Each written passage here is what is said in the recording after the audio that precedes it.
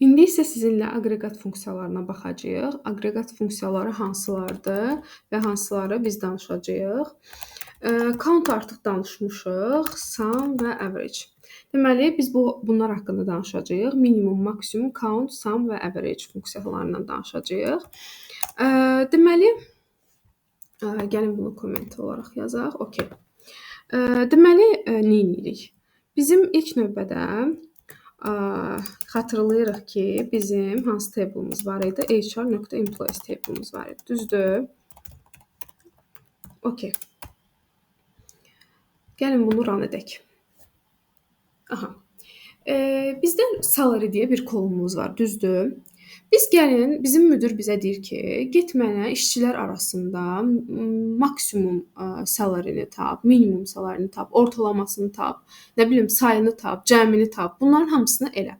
Biz bu zaman təbii ki, bu funksiyalardan rahatlıqla istifadə edə bilərik də, düzdür?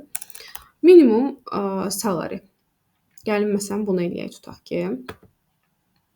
Baxın, bizim minimum salarimiz 2100-dür. Əslində bayaqki dərsdə də baxanda biz görə bilərdik ki, minimum dəyərimiz order by edəndə 2100 görsənmişdi. Aha, indi maksimumunu tapaq.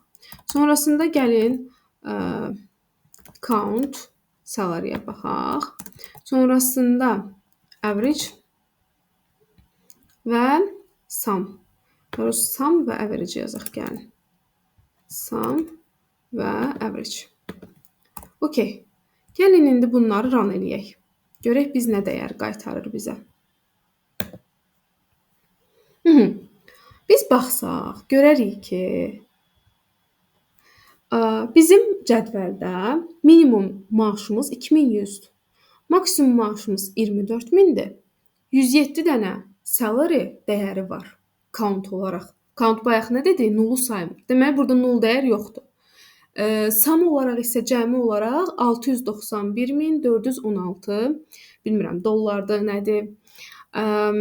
Və average olaraq da, ortalama olaraq da bir işçinin ortalama deyək ki, maaşı 6461 dollardır.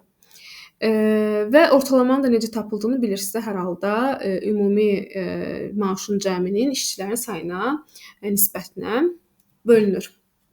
Bu formada biz bu aqreqat funksiyalarımızı istifadə edə bilərik.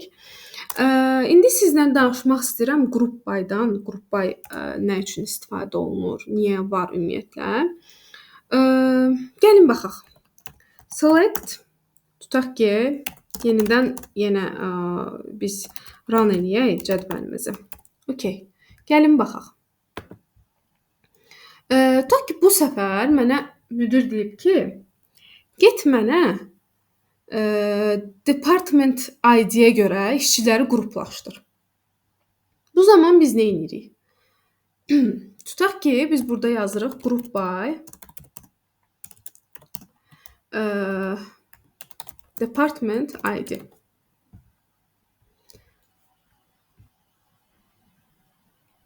Biz bu zaman bunu yazanda group by eləyə bilmərik. Çünki hər hansısa bir aqreqat funksiyamız yoxdur. Hər hansısa bir aqreqat funksiyamız olmadığına görə də biz təbii ki, bunu yaza bilmərik.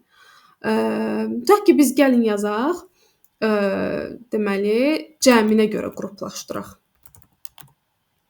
Düzdür? Gəlin indi run eləyək. İndi run elədik və alındı.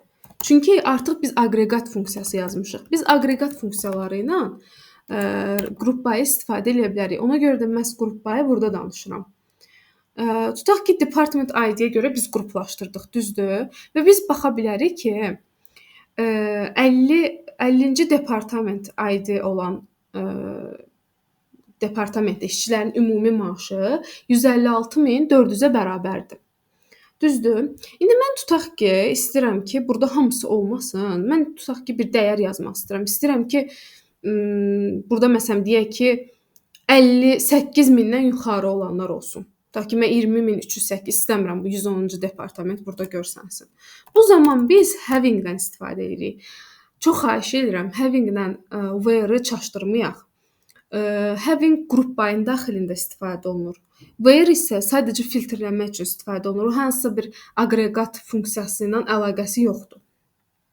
Biz burada məsələn having yazdıq, düzdür? Bayaq neçə dedik? 58.000, düzdür? 58.000-dən yuxarı olanlar olsun, düzdür? İndi gəlin run eləyək. Pardon, bir dəqiqə. Niyə bu alınmadı? Yaxşı oldu elə bunu da göstərməyim. Çünki biz burada sum dəyər yazmışıq və biz sum eləməliyik. Çünki biz nə dedik? Group by having aqreqatla işləyir. Ona görə də sum saları yazırıq burada və bizə gəlib göstərir. Deməli, hansı departamentdə 58.000-dən yüksəkdir?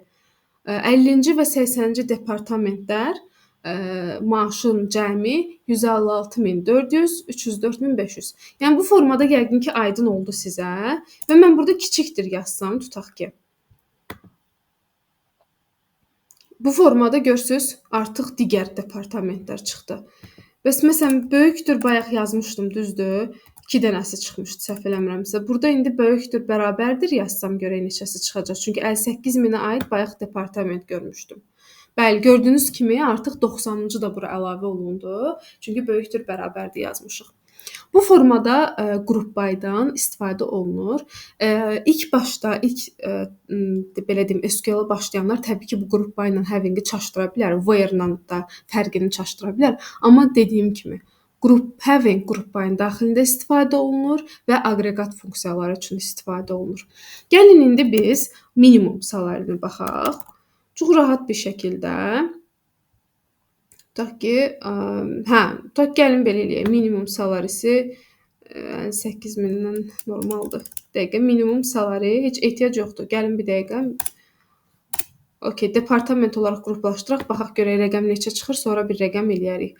Baxın, hər departamentin minimum maaşı görsənir, düzdür? Və biz görə bilərik ki, departament üzrə deməli. İndi mən gəlin, tutaq ki, yazıram order by keçmişdik axı biz.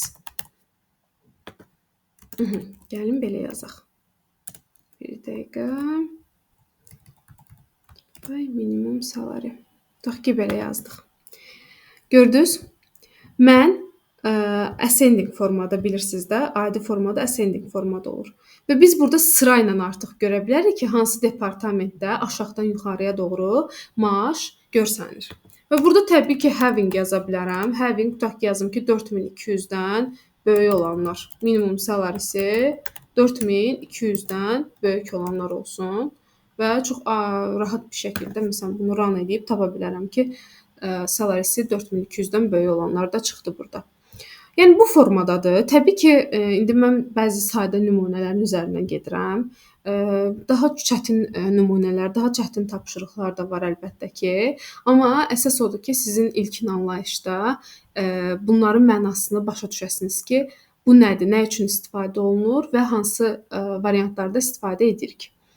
İzlədiyiniz üçün təşəkkür edirəm. Növbəti dərsdə case, when, else and then bu formada danışacağam. İndi biraz qarışıq oldu.